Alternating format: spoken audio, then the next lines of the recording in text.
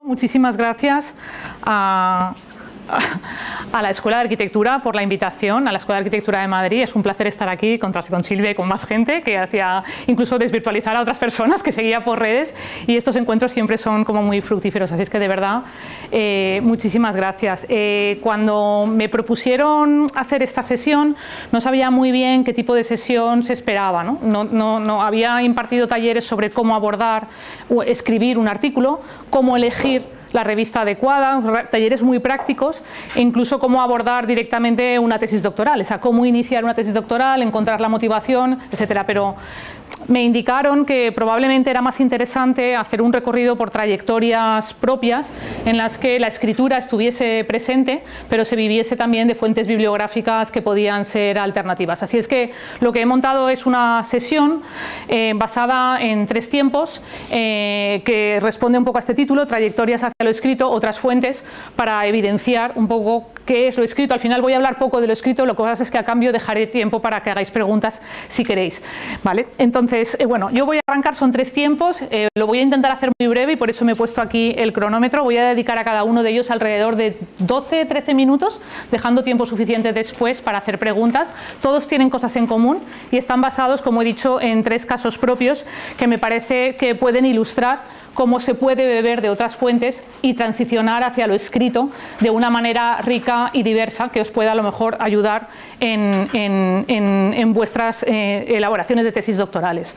La primera se llama De la exposición a la escritura y tiene que ver con el primer proyecto de investigación gordo en el que me metí, que era sobre el mat building, el proceso de diseño y el proceso de proyecto que estaba embebido en un mat building. El segundo tiene que ver con haber sido ganadoras de la segunda edición de la beca Lili Reich por la igualdad en arquitectura para la Fundación Mies van der Rohe, y haber propuesto que el objetivo de la beca de investigación fuese producir un film, un documental de 30 minutos. Y el tercero tiene que ver con mi actividad actual en este momento en el Vicerrectorado de Desarrollo Sostenible y cómo en realidad desde la gestión se puede también producir investigación, obviamente gracias a unos recursos mucho más ricos y mejor dotados, ¿no? Pero la gestión no es hacer burocracia, la gestión es ir implementando acciones e ir alcanzando grandes retos.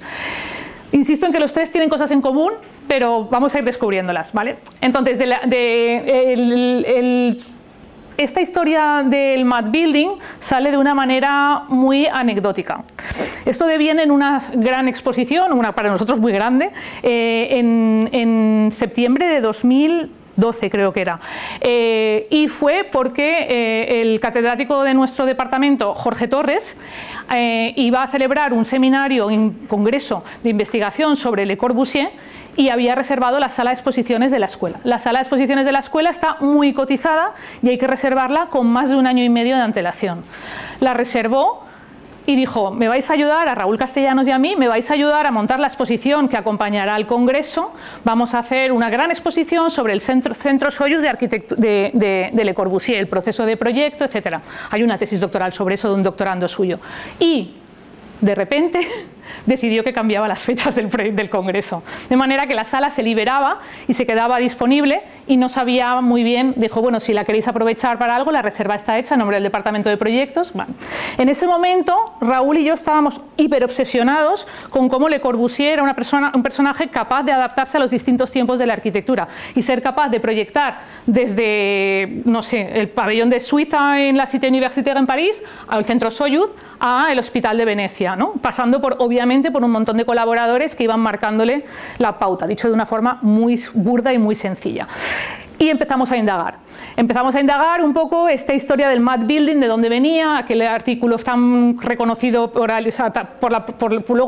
la crítica internacional del mat building de Alison Smithson, ¿no? Y eso hizo que empezásemos a diseñar una exposición de cero. Insisto, escribir no era el objetivo era llenar una sala de unos cuantos metros cuadrados, de aproximadamente 150 metros cuadrados, con un objetivo: explicar qué era el mat building. Obviamente cogimos el artículo seminal de Alison Smithson y empezamos se llama How to Recognize a Mat Building, Mainstream Architecture as it was Defined. No me acuerdo del subtítulo, era larguísimo, y el artículo es súper loco en la forma en la que está escrito, ¿no? Porque empieza a definir lo que es el Mad Building de una manera muy filosófica, como muy abstracta, y empieza a hacer, hay un momento en el que dice but we are tracking back, echamos hacia atrás como en la línea del tiempo y vamos a definir lo que es un Mad Building por casos que digamos predecesores de ese Mad Building. Define como caso digamos paradigmático la Freie Universität de Berlín, dice que es un antecedente la operación que hacen de reconstrucción en un concurso Candilis-Josikowicz para Frankfurt, por supuesto habla del Hospital de Venecia y luego habla también de algunas operaciones propias de Allison y Peter Smithson que están haciendo en Kuwait y que nunca llegan a construirse. Esos 4 casos de estudios los cogimos y dijimos, vale, nos los vamos a estudiar, los vamos a desgranar, los vamos a dibujar, los vamos a reconstruir y en base a eso llegaremos a ver cuál es la definición. Pero nos faltaba dinero, no había manera de hacer esa exposición si no era produciendo unas maquetas de gran formato y entonces pensamos, pues la Universidad Politécnica de Valencia, así con toda la planta que tiene, ¿no? Con toda la parrilla basada, tal, podríamos indagar más en este proyecto a ver qué pasa. Y nos cogimos un tren y nos fuimos a Barcelona y nos plantamos en el estudio de L35 Arquitectos, que son los 4 estudiantes que ganaron el concurso de arquitectura en 1969, creo que era, ¿vale? Y esos estudiantes de arquitectura, de ellos solo había 2 en activo, nos dijeron que efectivamente se habían estado estudiando. Era el primer proyecto, el primer concurso al que se habían presentado a acabar la carrera en Barcelona, habían ganado el concurso y se habían pasado toda la carrera estudiando, digamos, universidades y campus nuevos. En aquella época era bastante habitual en la arquitectura universitaria generar campus de cero y estaban todos con las mismas premisas. Era la época del baby boom, había que construir rápidamente, había que construir de una manera industrializada muchos metros cuadrados y la fórmula MAT, la fórmula un poco de tapete, de matriz, permitía eso muy rápidamente. Entonces, después de estudiarse y de inspirarse en todas las revistas que habían podido, habían presentado a concurso una obra que había sido ganadora, arrancaron las puertas de su estudio para poner encima los dibujos y cogieron el coche y se las llevaron a Madrid, porque el concurso se entregaba físicamente en Madrid, aquí en el Ministerio. O sea, entonces empezamos a indagar y fuimos descubriendo y de repente la UPV se convirtió casi como en el objetivo, en poder sumarlo. Era un 4+1, Y nos dieron dinero. Les interesaba muchísimo. Ahora son una gran firma de arquitectura que está distribuida por Nueva York, Marrakech, que hacen unos centros comerciales horribles, pero horribles, y estaban súper interesados en dignificar sus primeras obras. Entonces nos dieron toda la pasta que necesitábamos, les dijimos, y nos dejaron entrar en sus archivos y empezamos a descubrir muchísimas cosas. Total, que al final montamos una exposición basada, como no, en una parrilla, basada, digamos, en hacer maquetas a la misma escala de los 5 casos de Mad Building, dibujando cada una de las tramas, recogiendo los artículos donde esos casos de estudio estaban publicados, reproduciéndolos con un vídeo, y toda esta exposición al final solo deviene en esto, que es el folleto de la exposición, que es una 2 plegado en 4 y que se puede abrir de una manera o de la otra, esas cosas que hacemos los arquitectos así como muy cookies, pero muy difíciles de imprimir, y lo que tiene es esta parrilla, que presenta un poco los casos en función de su contexto urbano, sus sistemas de circulación, la trama. Yo en ese momento estaba loca con los tartanes, o sea, las telas de las faldas escocesas. Me volvía loca, y encima además están todos dibujados a la misma escala, descubrimos patrones que eran exactamente los mismos y íbamos un poco como identificando los módulos y las piezas. Bien, en un congreso de la EAE, se ha nombrado antes en la introducción, de la European Association for Architectural Education, coincidió con Peter Buchanan. No sé si sabéis quién es, gran crítico de la arquitectura, habitual colaborador, es teórico de la arquitectura, habitual colaborador de la revista Architectural Review, y como era en Creta, en Atenas, el congreso tenía un ambiente ideal, pero ideal, o sea, estábamos ahí todo el día en la playa, hablando, no sé qué, tal, y entonces me dice, ¿tú no me invitarías a Valencia? Le dije, claro, a una conferencia, lo que quieras. Yo en ese momento era subdirectora de investigación en la Escuela de Arquitectura, y me dice, yo tengo unas tarifas muy elevadas, alrededor de $3.000 por conferencia. Le dije, no me lo puedo permitir, pero pienso tratarte como un rey. Vienes, te haces una paella, vamos a la playa, lo que necesites, y cuentas la conferencia que quieras. Estaban en aquel momento haciendo la serie de artículos de Rethinking Architectural Theory para Architectural Review, y coincidió que vino y estaba la exposición en marcha. Fue casualidad también. Y le llevamos a ver la exposición porque nos parecía, como a Raúl y a mí, que era como lo único que podemos a lo mejor enseñarle, que el hombre tuviese algún interés. Y entonces se quedó prendado y cuando volvió a Londres le dijo al director de la revista, de Architectural Review, le dijo: tengo un artículo para tu revista de una exposición que se está celebrando en Valencia. Le dio el panfletillo ese y nos escribieron. Y era como rollo de... Nosotros llevábamos tiempo haciendo un montón de papers y presentándonos a congresos y presentando un montón. Y luego resulta que al final el artículo sale casi como de una casualidad, de un encuentro feliz, en una revista que, si miráis un poco, no es peer review, no está indexada correctamente, pero tiene un impacto brutal, porque lo que sale en Architectural Review, de hecho, es uno de los artículos que sigue siendo de los más visitados. ¿Qué ocurre en realidad? Os he contado rápidamente la película. Pues que aquí detrás de todo eso, conforme vas montando la exposición, van saliendo muchísimas cosas. Hay publicaciones antes de la exposición, que son las que nos alentaron a poder plantear esa exposición, y ahora veréis, hay artículos ya derivados de la exposición. Entonces, el primero que habíamos escrito en 2011 era un Urdimbre y Trama para Proyecto Progreso y Arquitectura, el caso de la Universidad Libre de Berlín. ¿Vale? Este era un artículo, eso fue cuando PPA, la revista PPA de Sevilla, empezaba a sacar los primeros números y Amadeo no tenía como muchos autores. Y entonces, a través de Jorge Torres, dijo: bueno, a ver si alguien de Valencia se anima. Este fue revisado y bien revisado, y nos lo desmontaron y lo tuvimos que volver a montar. Pero nos habíamos estudiado muy bien la Frey. Y esto era saberse de memoria la Frey, pero que soñábamos con ella, la Frey Universitat. También, la revista del Mad Building a la Ciudad del Espacio, ahí lo que hacíamos era ver un poco dónde estaba el tema de la modulación y de subir con el 2D y el 3D el tartán, ¿no? Y otra vez, de nuevo, la revista Boletín Académico es la revista de investigación de la Escuela de A Coruña, ¿ves? Es Sevilla, A Coruña, Barcelona, son todas las revistas nacionales que íbamos tocando, digamos, intencionadamente, porque queríamos como ir probando diferentes formatos. Entonces, este simplemente es como un repaso de lo que es el Mad Building y de la comparativa que tiene, tal vez, con el tema de la vivienda del taller de arquitectura de Ricardo Bofill. Y este artículo es porque Carles Martí dirigía la colección de PA en la Escuela de Arquitectura de Barcelona y quisieron montar un artículo, un librito sobre Mad Building. Este nos daba un poco de rabia porque aquí ya estábamos montando la exposición, entonces no queríamos soltar nada que fuese luego para la exposición, pero ya lo teníamos ahí. Y iba sobre el tema de las universidades. En realidad eran los Mad Buildings solo aplicados a los temas de las universidades. Yo creo que los artículos en realidad que preparan para la exposición son un Mad Building construido el Instituto Politécnico Superior, lo lanzamos a un congreso antes de convertirlo en artículo. Estos lo hacíamos, y yo lo sigo haciendo siempre. De hecho, el último que tengo es un congreso antes de un artículo, porque el congreso es más corto, permite contar algo más breve, permite prepararlo muy bien, presentarlo, y sobre eso, una vez está aprobado en un congreso y está publicado en actas, en realidad lo escalas y lo conviertes en un artículo. Y este, que también es un congreso, es el Mad Building en las revistas españolas de los 60. Este es el Congreso de Historia de la Arquitectura de Navarra, que es como hacer toda la vuelta a la península.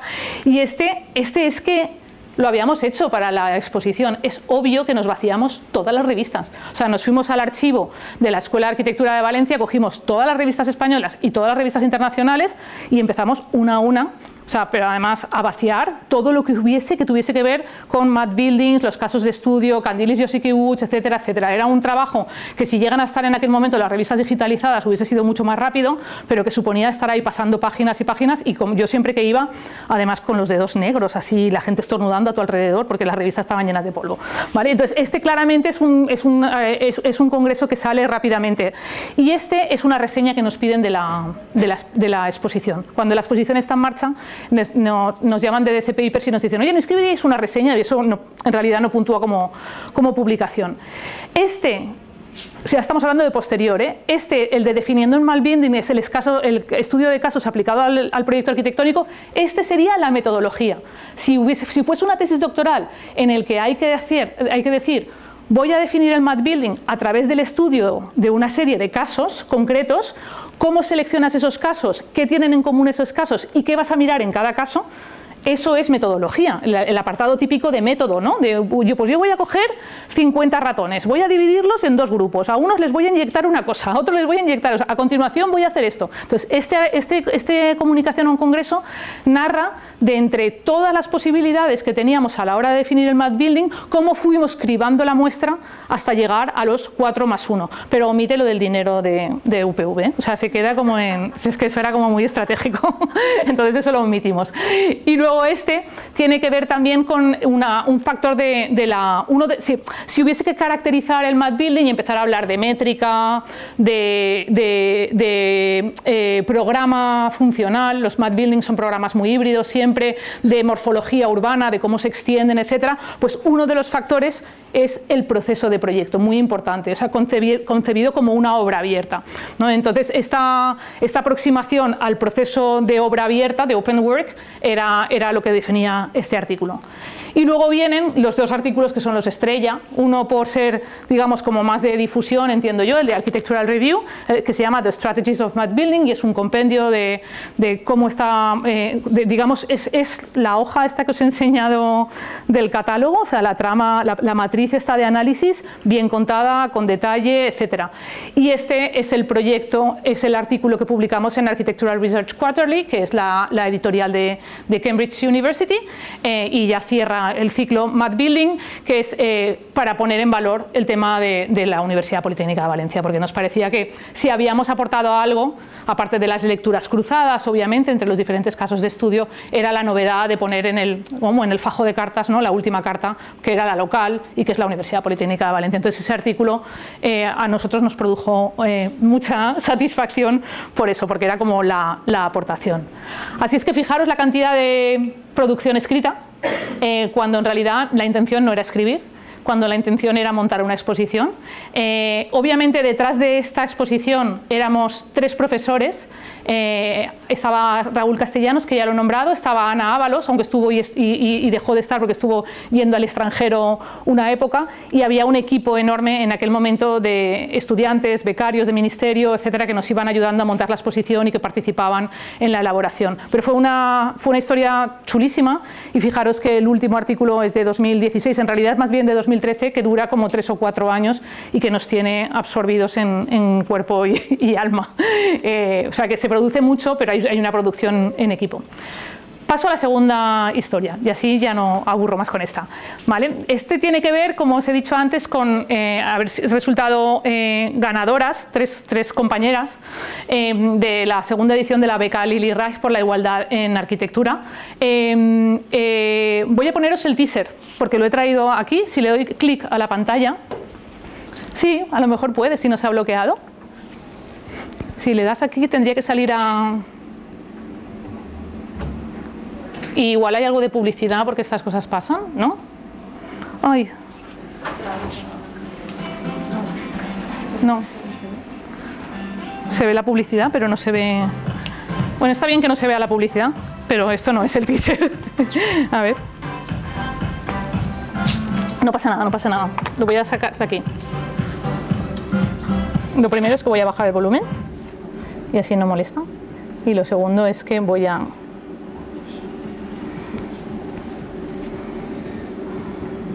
Pensaba que funcionaría en...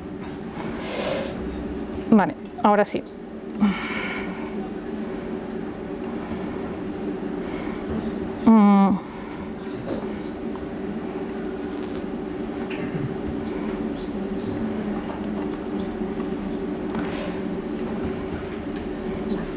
Vale, voy a...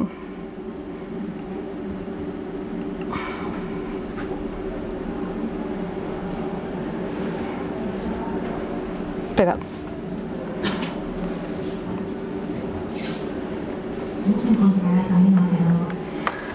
Lo siento, porque sincronizar aquí volumen con... Algo bueno necesita su tiempo, y aquí será esencial discutir el espíritu de la mujer, que quiere ser lo que es y no quiere parecer aquello que no es. Nuestra época no puede pasar por alto la tipificación. Perdona, no me acordaba. Ni el trabajo de las máquinas. Pero no se puede renunciar al valioso oficio de la artesanía. ¿Cómo se encontrará el camino hacia la nueva forma? Probablemente no sean las huellas de la esfera actual. Algo bueno necesita su tiempo, y aquí será esencial discutir el espíritu de la mujer, que quiere ser lo que es, y no quiere parecer aquello que no es.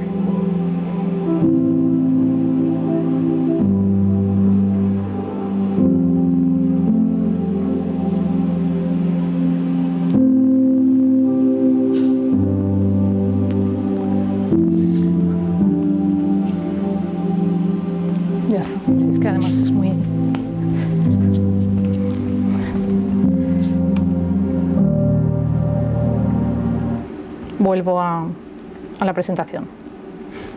¿Está? Sí. Bueno, pues habéis visto el teaser de lo que fue el documental. El documental dura 30 minutos y desde hace unos meses está disponible también en YouTube. Se había pasado hasta ahora solamente en salas porque estaba participando en festivales de cine y ha ganado varios premios y ha sido reconocido en varios festivales y por eso no nos dejaban ponerlo en abierto, pero ahora por fin ya se ha acabado, las exhibiciones se han acabado. Fue nominado incluso a un premio Berlanga por difusión de ciencia en los premios de Berlanga de la Comunidad Valenciana.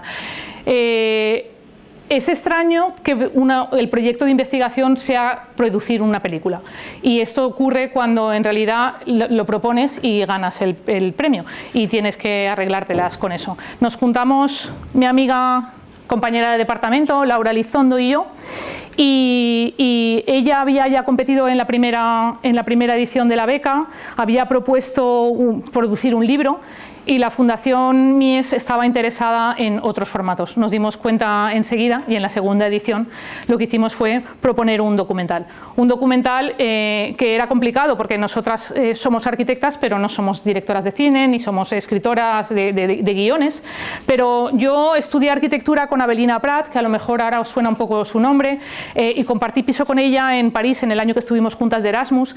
Avelina estudió arquitectura pero conforme acabó la carrera estuvo trabajando un par de años como arquitecta y se pasó al mundo del cine. Empezó trabajando con David Trueba para localizar scripts y hacer cosas como muy de arquitecta, o sea, que el cine necesita, y ahora ya creo que va por está filmando su tercera película. Probablemente conocéis la primera película, que es Basil, que ha ganado muchos premios, y Una quinta en Malagueira, que acaba de ganar también una serie de premios ahora y supongo que irá escalando porque esto de los premios en cine también tiene que ver con los locales, tal, hasta acabar en los Goya y esas cosas que son como muy emocionantes. Entonces llamé a Avelina, llevaba como 15 años sin saber nada de ella y le dije, tengo una compañera en el departamento que está investigando sobre Lili Reich, Laura venía de hacer una tesis doctoral sobre la arquitectura efímera de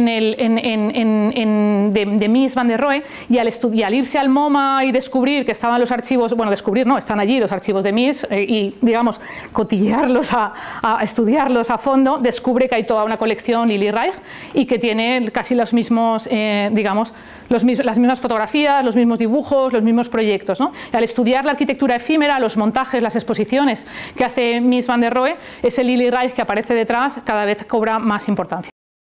Entonces Laura lo que me propuso es que nos juntásemos y hiciésemos como una especie de tres patas. Yo en ese momento estaba trabajando en la IAI como responsable de la Research Academy de la Periodicals Database, venía de abrir la revista VLC Arquitectura y de ponerla, indexarla y todo eso, y andaba muy obsesionada con las bases de datos, ¿vale? Entonces le dije a Laura, yo creo que el tema es montar un documental, y para eso nos puede ayudar Avelina, en el que comparemos lo que hizo Lili Reich con lo que se dijo de Lili Reich, ¿no? A través de las publicaciones escritas. Entonces para eso es como una doble línea de investigación, en la que marquemos cronológicamente, ¿no? Digamos, qué es lo que ella hizo, a lo mejor, y qué es lo que de ella se dijo. Y es importante porque eso visibiliza o invisibiliza su trabajo y se va viendo cómo se trabaja. Por supuesto, el proyecto de investigación tenía dos fases, una que era el proyecto de investigación en sí y otro que era el proyecto de filmación. Entonces, era fundamental que Avelina estuviese ahí, que nos entendiese. Esto fue lo que presentamos, esta fue la memoria que presentamos a los premios. Y Avelina no sabía quién era Lili Reich, o le sonaba algo, por supuesto a mí sí, pero no porque se había desconectado mucho de la arquitectura, pero me dijo, bueno, yo igual estoy liada, pero si me pilláis en buen momento, si no, le paso el documental. Pero vamos, podéis poner mi nombre para echar papeles. Y cuando ganamos, pues además era en plena pandemia y tampoco se podía salir del país, o sea, cuando estábamos ahí con las vacunas, que si nos dejaban volar, que si no nos dejaban volar. Por ejemplo, pudimos visitar la Lange House y la Krefeld House, pero no pudimos visitar la Breno, porque no sé si os acordáis que teníamos vacunas diferentes en el este y en el oeste de Europa, y entonces si no tenías la vacuna correspondiente no podías volar y cosas de esas, ¿no?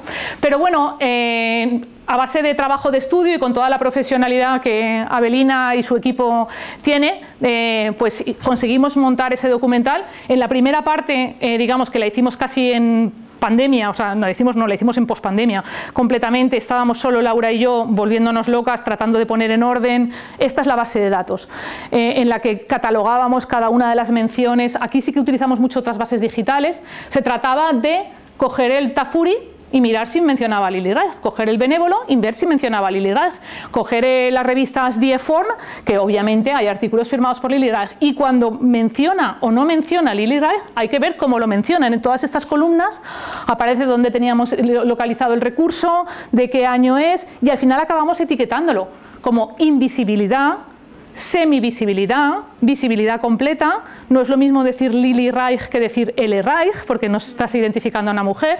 No es lo mismo llamarla por su nombre que solo por el apellido. Incluso, y vas encontrando incluso menciones. De hecho, nos encontramos un libro cuyo autor no revelaré, de los años 80, que la menciona, pero la menciona como la novia de... muy fea para los gustos tan clásicos y tan buen gusto que tenía Mies van der Rohe. Y era como, ¿cómo? O sea, en ese plan. Entonces, cada una de esas cosas las íbamos anotando, las íbamos etiquetando y las íbamos controlando. Y esta era un poco la base de datos, y esto es un momento estos son tres fotogramas del documental en el que marcábamos esto, ¿no? Según los años, Lili Reich tiene una época pre-Mies van der Rohe, tiene los 10 años de colaboración con Mies van der Rohe, y luego tiene una época en la que Mies se larga a Estados Unidos, pasa de ella intenta todo el rato, incluso va a visitarle y se vuelve, y enferma y fallece. Entonces hay en esas diferentes etapas de su vida, comparando las dos líneas de tiempo. Esto es como muy gráfico para el documental. Pero vuelve a surgir todo este tema de cómo narrar, digamos, una investigación para un público que sea incluso un poco especializado, es decir, que lleguen a entender qué está pasando, o sea, lleguen a conocer quién es Mies, el pabellón de Barcelona, etcétera, pero también nos pedía la Fundación Mies que este documental fuese para proyectar en institutos, en colegios, y pudiésemos hacer valer, ¿no?, la igualdad en arquitectura. Y de verdad que nos hemos visto proyectando, nos han invitado a muchísimos foros a proyectar el documental y luego mesas redondas. Yo recuerdo uno de señoras, que era una asociación de vecinas, amas de casa en la isla de Menorca, que estuvo súper bien, porque la verdad es que no tenían ni idea de arquitectura, ni de Mies, ni de Lili Reich, etcétera, pero entendieron enseguida las dinámicas de invisibilización, visibilización, de ocultación de nombres, de carga de tareas, etcétera, etcétera. O sea que ha sido un documental que ha servido para muchísimas cosas. Entonces, otra vez ocurre lo mismo con las publicaciones. Aquí le hemos dedicado menos tiempo, tal vez porque las dos también llevábamos otros proyectos en paralelo. Yo había pasado ya a temas de post-war campus, con una estancia en París, y Laura estaba con otras cosas posteriores, pero sí que hemos podido, digamos, contar en diferentes formatos cómo habíamos hecho el documental, porque el documental son solo 30 minutos, pero el primer guión que le escribimos a Belina dijo, ¿pero de qué vais? Esto da para un largo, pero vamos, o una saga. Y dijimos, no tenemos presupuesto. Bueno, esta fue el presupuesto, porque aparecen como diferentes historias que tienen que ver con el presupuesto. La beca Lili Reich eran 9.000 euros, y al final filmar un documental vale aproximadamente 1.000 euros por minuto. 10.000, sí. ¿No? Sí, 1.000 euros, sí, porque son 30 minutos y acabamos reuniendo 30.000 euros. Es lo que acabamos reuniendo a base de ayudas de la Filmoteca de la Generalitat Valenciana, con lo cual nos faltó hablar en valenciano, ¿sabéis? Para poder meter ahí algo, Alemania, Valencia o algo así. Fue una cosa un poco extraña, pero bueno, al final una revista de difusión británica que se interesó muchísimo por el tema de toda la vertiente de diseño textil y de los vestidos y de las ropas y de los patrones textiles que hacía. Fijaros que no tiene estrictamente que ver con arquitectura. Un congreso que es el Congreso de Okomomo, en el que contamos la metodología, esta historia de la doble línea de trabajo, de lo que se hizo, lo que se dijo en las diferentes fases, cómo recopilar y cómo seleccionar. Y luego aparecen dos artículos que son como los artículos, digamos, académicos, y que son artículos que están publicados en SJRQ1, uno que tiene que ver con un poco la invisibilización de la mujer a través de lo que se dijo de ella, y otro que tiene que ver con cómo se mapea Lili Reich respecto de Mies, o sea, casi de geolocalización, porque Lili Reich va aproximando su estudio. Ellos siempre mantuvieron el estudio de trabajo separado, pero Lili se va va desplazando hacia Ludwig, cambiándose de ubicación el estudio, ¿no? Para poder, porque ellos lo que hacían era trabajar cada uno en sus cosas por las mañanas y por la tarde quedaban para poner en común, y cómo las metodologías de trabajo son completamente diferentes. Él dibuja y ella va haciendo maquetas sobre lo que él dibuja, y van quedando y van hablando y hablando y hablando. Entonces ese es el artículo que cuenta eso. Y si controláis algo lo que tiene que ver esto, que ahora en los sexenios de investigación y en las acreditaciones nos piden mucho esto, pues nosotras estamos muy contentas de que el donut este nos salga con muchísimos colores, y porque tiene que ver con lo que se llama transferencia de conocimiento hoy en día. Al final no se trata de las citas que tiene el artículo, sino de cuál ha sido su impacto en otros medios de comunicación. Y al final este artículo está citado en el Wikipedia, está en un podcast, se ha nombrado en diversas notas de prensa, ha tenido muchísima difusión en medios, y entonces aparecen aquí no sé si conocéis la rueda esta de Altmetric, pero ahora te la piden para sexenios y para acreditaciones y todas estas cosas. Aquí acabo con este y paso a la última, y aquí hay un vídeo también. Este me da un poco de vergüenza porque salgo yo, pero solo al principio y al final, disculpadme, pero quería empezar hablando un poco de cuál es el trabajo que hacemos en el vicerrectorado, y he utilizado un vídeo de promoción que hicimos para un ranking, Green Metrics, en el que había que en menos de un minuto decir cuáles eran los retos que habíamos hecho durante el año, y este es el último vídeo que tengo, ¿vale? Es un poco así como, en fin. Voy a ver si con esto... Bienvenidos a la Universidad ¡Qué horror! Técnica de Valencia. Aquí sostenibilidad significa acción. Somos la única universidad española pública con sistema EMAS. El compromiso con la neutralidad climática es suficiente. 2030 se integra en la estrategia universitaria y en cada rincón del campus. En los últimos 2 años hemos evitado la emisión de más de 10.000 toneladas de CO2 y reducido el consumo energético en todos los campus. Además, estamos entre las 5 mejores universidades españolas según los principales rankings de sostenibilidad.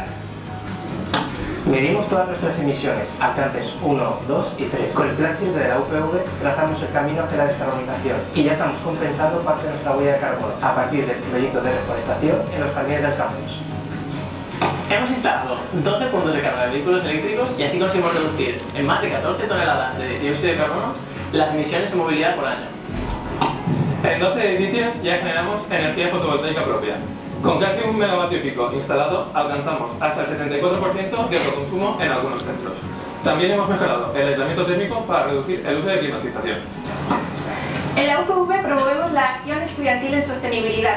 Más de 2.300 estudiantes participan en generación espontánea, promoviendo soluciones reales a retos sociales y climáticos y llevando sus ideas a escenarios internacionales.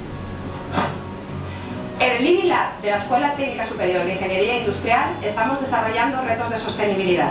Estamos controlando la energía en tiempo real y aplicando retos participativos. Hemos reducido el 15% de las emisiones del edificio y lo vamos a replicar en el resto de edificios de la UPV. La UPV forma parte de la misión climática Valencia. Desde la docencia, la investigación y la acción directa construimos modelos replicables. Esto es la UPV, una universidad que actúa, sostenible, innovadora y comprometida con las personas. ¿Te sumas? Bueno, esto si lo viese vuestro rector a lo mejor me tiraba de aquí, pero es como muy publicitario, pero era para que se entendiese un poco como la panorámica y también para presentaros al equipo de investigadores, que en realidad son todos estos gente joven que está ahí, que está trabajando con unos contratos de investigo de fondos europeos, ¿vale? El equipo es grande, pero estos son como los jóvenes y por supuesto son a los que les dije, tenemos que hacer un vídeo, un TikTok o algo así porque no nos da la vida. En fin, quería contaros esta parte de gestión, es la que está en curso y por lo tanto no hay tantas publicaciones, hay algunas y son muy diversas, pero estas son investigaciones dirigidas a temas muy transversales y aquí es donde yo quería también poder hablaros de investigación aplicada, ¿vale? Tenemos siempre que distinguir entre investigación fundamental o investigación aplicada.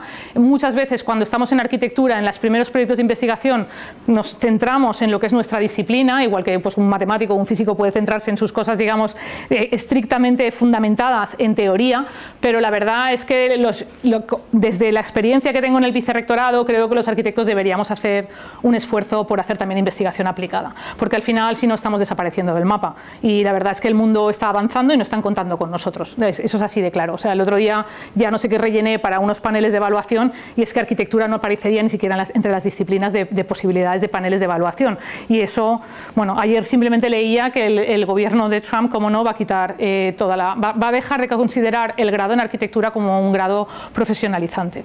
O sea, solo digo eso porque es como la antesala a desaparecer, a que los edificios los hagan los arquitectos y a los ingenieros. Y es que yo creo que no ponemos en valor no ponemos el valor, como el añadido que hacemos, que podemos darle a la ciudad o a los edificios cuando trabajamos con otras disciplinas. O dejamos que nos coman el terreno, o de alguna manera desaparecemos porque entendemos que lo nuestro, ¿no? Esto tiene que ver con aquel famoso escrito de Jeremy Till, ¿no? De qué es investigar en arquitectura. Investigar en arquitectura no es investigar en otras cosas que no sea arquitectura, no es pensar que la arquitectura es autosuficiente y por lo tanto debemos excluir lo demás, y construir arquitectura no es estrictamente hacer investigación. Puede serlo, pero no tiene por qué serlo. No serán como los 3 mitos, ¿no? Desbancando 3 mitos y haciendo una propuesta. La investigación en arquitectura tiene que ser aplicada, tiene que estar fundamentada en la propia disciplina y tiene que tener un valor añadido a diferencia de otras, ¿no? Con respecto a otras disciplinas. Todo esto para deciros que en realidad cuando entro en el vicerrectorado había hecho la investigación, como os podéis imaginar, en el campus, histórica en el campus, que os he nombrado anteriormente con el tema del Mad Building, pero que obviamente la universidad no tiene nada que ver. Ahora mismo es una gran mini ciudad de 35.000 personas todos los días moviéndose por ahí. Hay capitales de provincia que son más pequeñas, ¿vale? que la Universidad Politécnica de Valencia, y que tiene todos los problemas que puede tener de tráfico, de seguridad, de consumos energéticos, de edificios absolutamente obsoletos. La media de edad es de 32 años, edificios construidos en hormigón en los años 70, etcétera. Tiene todo. Entonces, esa forma de abordar un poco el reto que plantea el equipo rectoral de poder declararse neutro en carbono en el 2030 en alcance 1 o 2, supone un reto de ponerse a trabajar combinando muchísimos factores. Esta es la universidad. La suerte que tenemos es que somos un recinto, bueno, hay un pequeño campus en Gandía y otro en Alcoy, pero en realidad el campus de Vera, de Valencia, es un recinto que tiene 1,5 kilómetros de largo por 750 metros de ancho y más de 100 edificios, aproximadamente 690.000 metros cuadrados, 120.000 metros cuadrados de metros verdes. O sea, es que es casi, realmente es una pequeña ciudad, ¿no? Y cuando uno tiene que caminar de aquí a aquí, en julio, pues el cambio climático se nota, ¿no? Y la adaptación y mitigación al cambio climático empieza a ser un problema. Entonces, eso se vive muy bien, ¿eh? También os digo que la gente está encantada con venir al campus y hacer vida ahí, pero existe todo este problema que tiene que ver con la descarbonización. Decía en el vídeo que somos la única universidad que tiene el sello de gestión ambiental EMAS y eso afortunadamente nos obliga a auditorías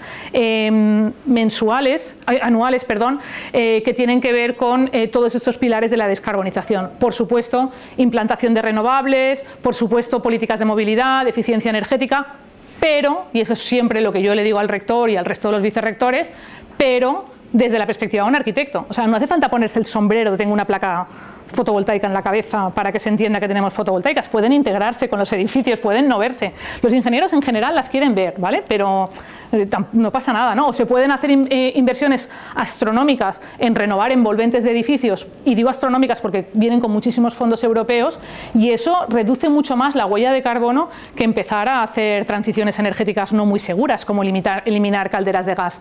Entonces, toda esa perspectiva, por supuesto, la podrían liderar ingenieros, y no tengo nada contra ellos, pero si la lideramos ingenieros con arquitectos, gana, hay un valor añadido, ¿no?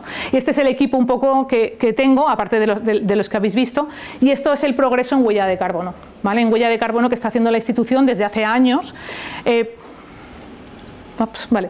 Pero aquí se ve la pandemia, aquí se ve la pospandemia. Desde este año, desde el 2022 estamos empezando a compensar, que también supone educar un poco en huella de carbono. Uno no puede hacer el efecto greenwashing de yo, ¿no?, emito gases de efecto invernadero que luego ya pago una reforestación en no sé dónde y me quedo tranquilo. No se trata de eso, se trata como de ir compensando cuando ya no puedes reducir más, pero lo primero es reducir emisiones y vamos reduciendo. De hecho, esta última cifra para nosotros es histórica porque hemos reducido de un año para otro un 21% de las toneladas de CO2 equivalentes por persona.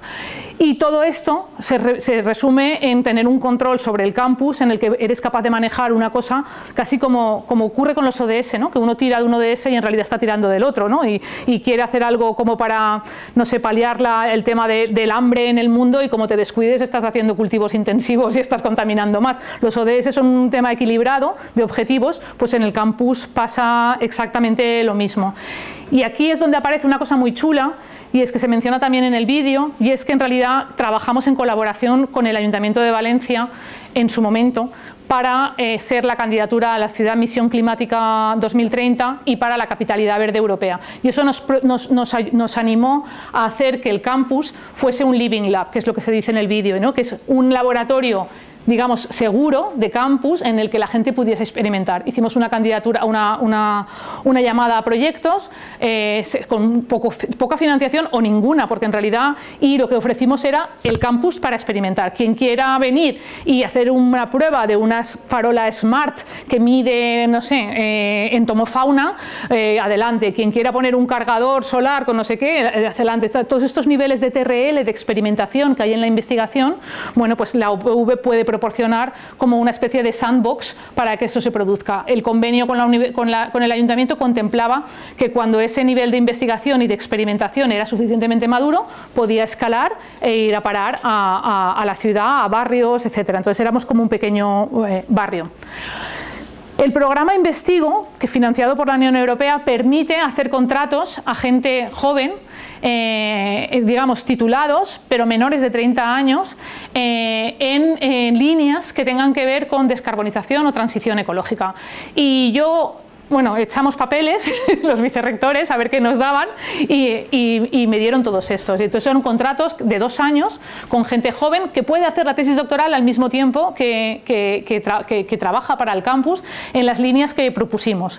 Una era implantación, diseño y participación ciudadana en huertos urbanos, porque lanzamos una iniciativa de comida de kilómetro cero y por lo tanto tenemos nuestros huertos, igual que tenemos abejas que hacen miel, y sabéis que son bioindicadores, tan pura es la miel como buena es la infraestructura verde que tenemos en el campus. Entonces vamos analizando la miel y vamos sabiendo si las políticas que vamos implementando en el campus son las adecuadas o no por el sabor de la miel y la calidad de la miel.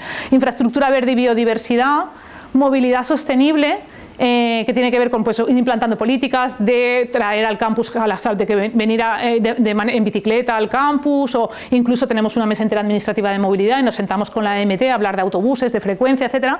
Eficiencia energética de los edificios. Esto, a ver, aquí había una bióloga, aquí había una ingeniera agrónoma, este es un ingeniero de caminos, especializado en transporte, un arquitecto, una arquitecta, un arquitecto, es un ingeniero de caminos en gestión de agua para sistemas urbanos de drenaje sostenible, y huella de carbono era una persona en ciencias ambientales. Son los chavales que habéis visto en el vídeo.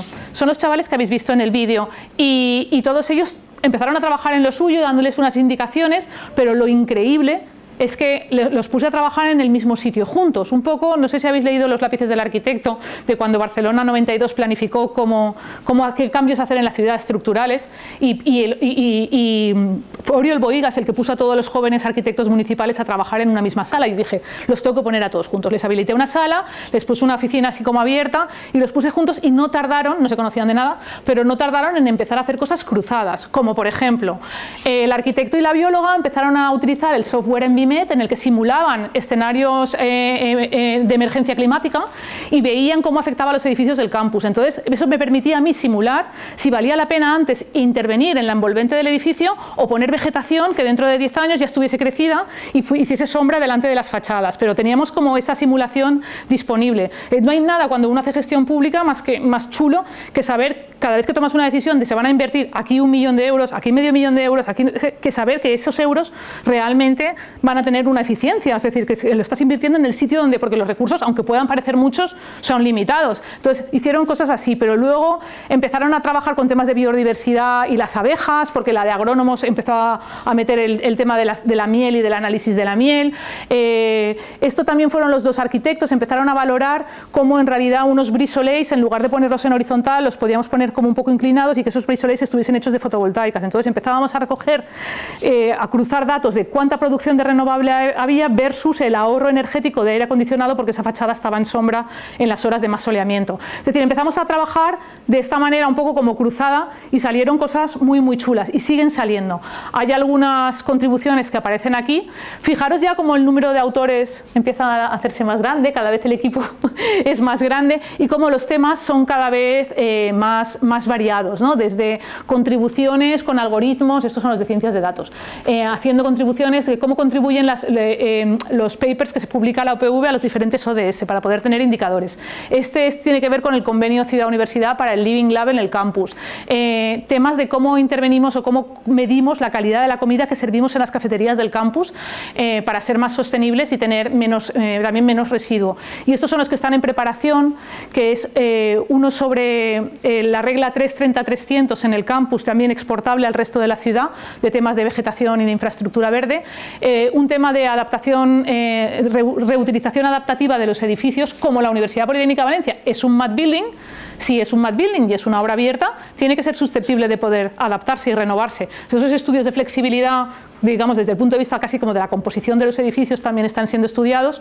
O este tema que ha tenido mucha repercusión en prensa y lo estamos escribiendo ahora, que es en realidad cómo llega la gente a la UPV. Y cómo llega la gente a la UPV, en cuánto tiempo llega, porque el commuting por encima de los 45 minutos se considera que no es saludable en transporte público, y hay muchas zonas de Valencia que no están bien, digamos muchas áreas del área metropolitana de Valencia que no sirven bien a la UPV. Cuando la gente tarda mucho en ir o volver al campus, suele empezar a abandonar. Porque claro, ir para una hora de prácticas una tarde, pues no va. Entonces, o tienes dinero, porque eso lo cruzamos también con datos del INE de renta social y económica, o tienes dinero y tus papás te pueden comprar un coche o alquilar un piso en Valencia que está a precios astronómicos, o esa persona entra en un bucle de vulnerabilidad. Entonces identificábamos áreas vulnerables en el área metropolitana de Valencia para venir a la UPV, o sea, porque al final la universidad es un ascensor social, por lo menos queremos que lo sea, si se financia adecuadamente.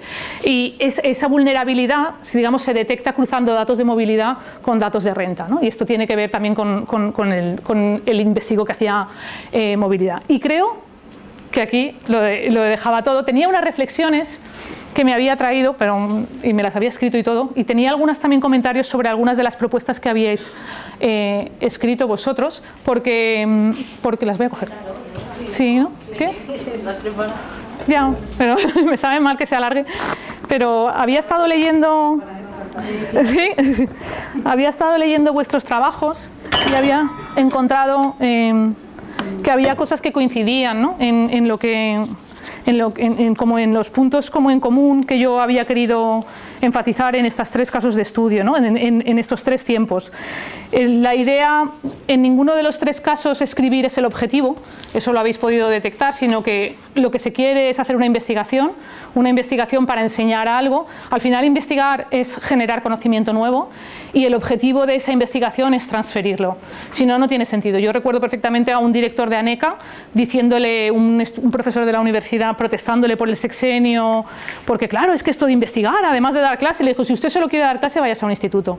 Si quiere realmente ser profesor de universidad, por lo menos investigue. Pero a continuación dijo el ministro, pero además, si usted quiere investigar, por favor comuníquelo, porque si solo se lo sabe usted, no tiene ningún sentido, ¿no? Entonces, al final, esa historia de encontrar qué quiere uno investigar y qué es lo que quiere contar es fundamental, y la escritura es como lo que hay que hacer obviamente para poder comunicarlo, es decir, ya hemos visto que hay otras formas de comunicación, que pueden ser un documental, que pueden ser una exposición, que puede ser contar una gestión, que no tal, pero al final lo que queda es el artículo y tal, y yo no digo que haya que eludirlo, al revés, pero no se convierte en el objetivo, sino que es la herramienta mediante la cual acabas, digamos, contando lo que has hecho, ¿no?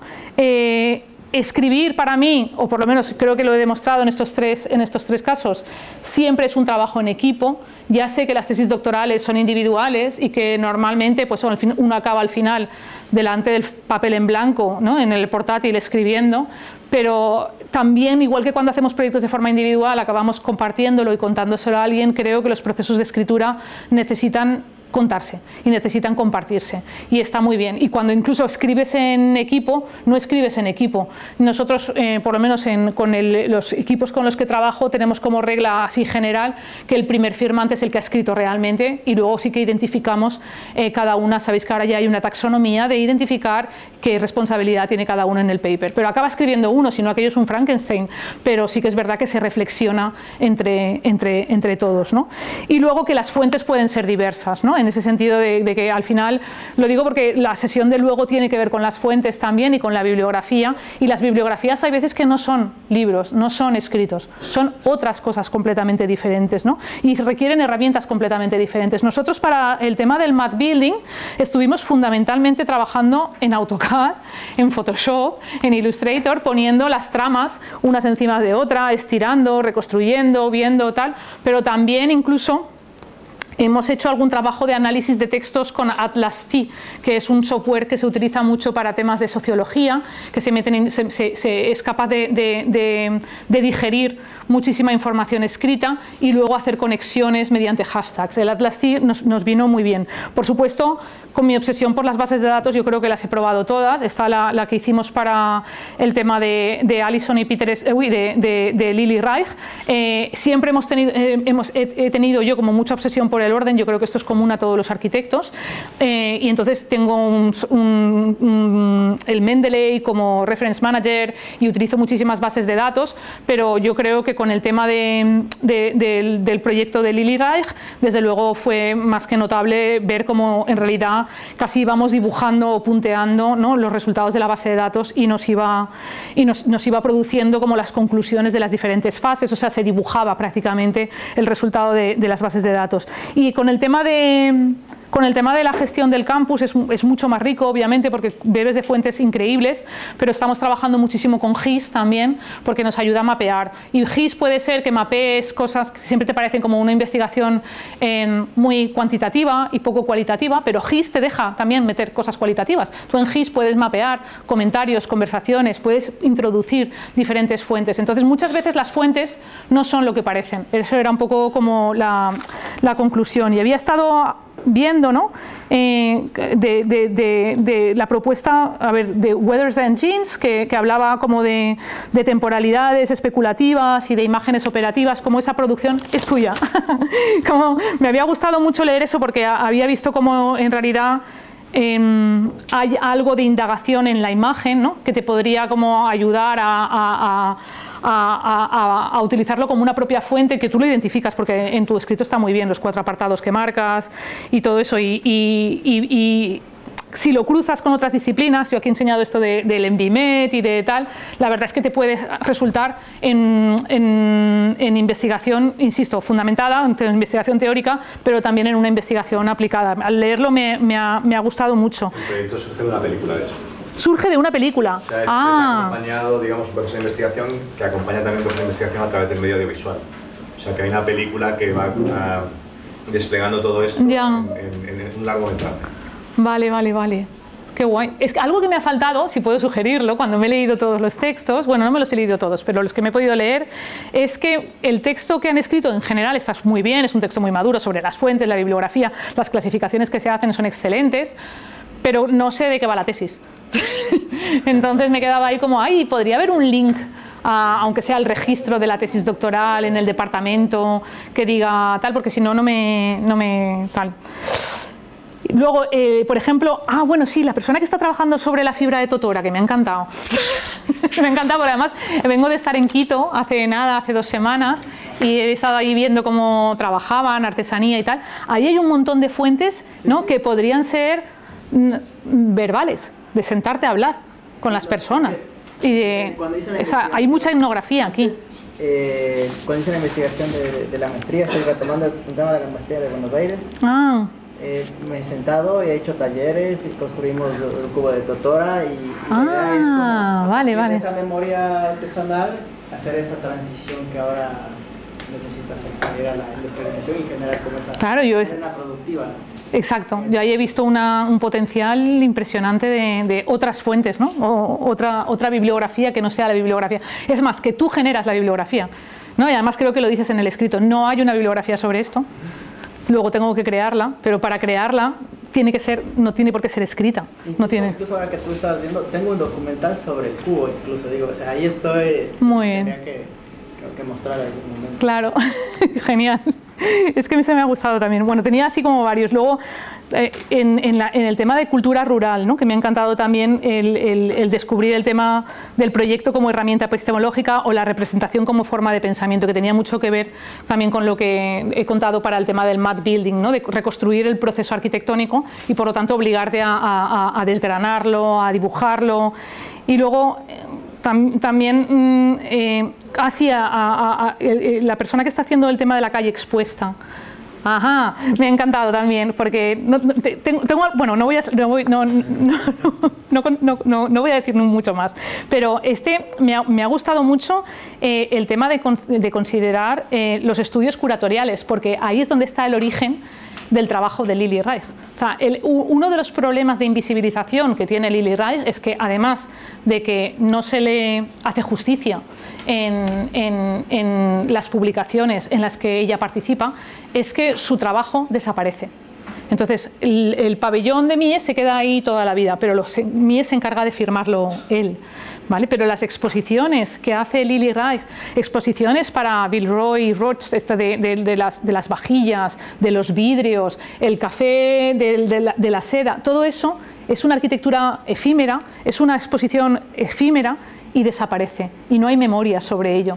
Entonces, y luego además, en el caso de Lili Reich, hay unos historiadores de la arquitectura que cuando pasan de la revista, donde sí se nombraba a Lili Reich, al libro de arquitectura, cuando construyen el relato de la historia de la arquitectura, la hacen todavía desaparecer más, ¿no? Entonces, esta idea de considerar los espacios curatoriales y el trabajo curatorial como una investigación en sí, me parece que es fascinante y que deberías como ir a fondo con eso, ¿no? Nosotros trabajábamos mucho con las imágenes de cómo Lili Reich disponía los platos, las cuberterías, las telas, e incluso hacíamos abstracción de esas fotografías. En el documental se ve, el documental de Lili Reich, cómo en realidad pasábamos encima un papel y empezábamos a dibujar las líneas, ¿no? Y uno descubre que en la forma en la que Lili Reich acaba poniendo los cubiertos o los platos es la misma curva de la Tugendach en el comedor con el mueble y el no sé qué, porque está haciendo lo mismo, está componiendo. Le da igual que sean unos tenedores que un comedor, ¿no? Y ese conocimiento se pierde, el curatorial, y me parece importantísimo que lo recuperes. Me he preparado un poco mejor los que son de mi mesa, pero yo creo que lo dejo aquí. Si alguien tiene alguna pregunta o si quiere decir algo, perfecto. Que cualquiera participe ahora y que te tenemos aquí, ¿no? Que aprovechéis.